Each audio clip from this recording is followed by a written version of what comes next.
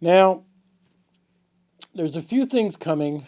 I'm going to give you a channel to go watch. You can watch it.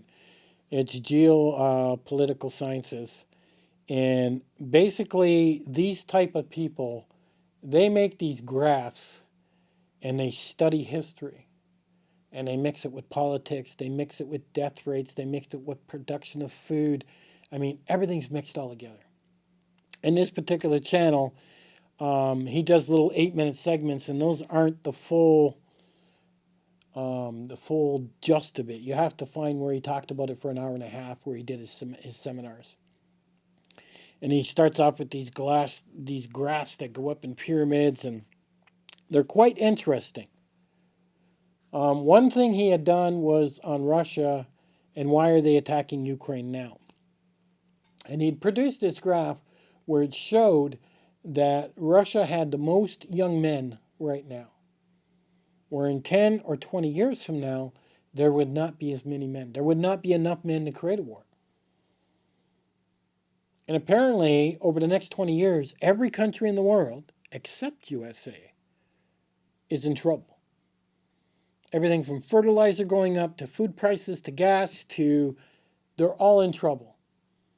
They're producing too many old people, too many people retiring, not enough young people, and people just ain't having as much kids as they used to because they're too expensive. People are getting selfish. Why have a kid and have them take your money when you can go travel and enjoy your money instead of having a kid?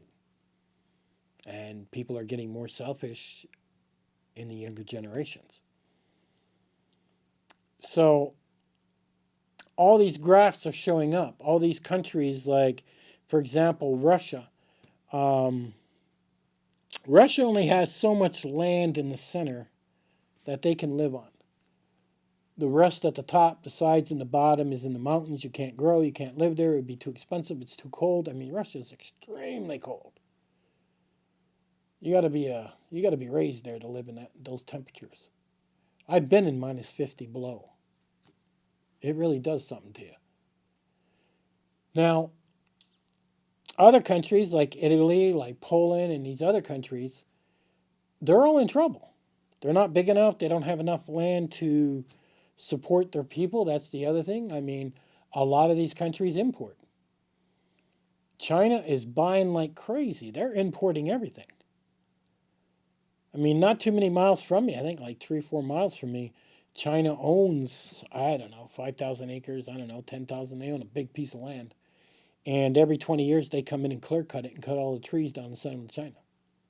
A lot of people go out there hunting, do whatever they want. I mean, there ain't nobody there. You would think U.S. wouldn't be selling their land to China, but they are. There's a few places like that around where I'm at. And that's just here. Imagine the rest of the United States, what's going on. And I imagine if you found out a lot of things that goes on in the U.S. with these corporations and other countries and money being transferred and everything else, it would make you quite angry. But they have already estimated everything that's going on.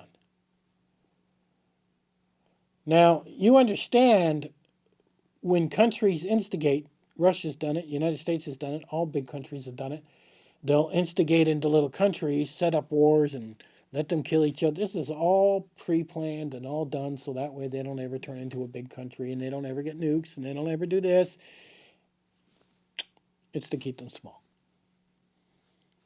And they do geopolitics on them, they do assessments, they do everything.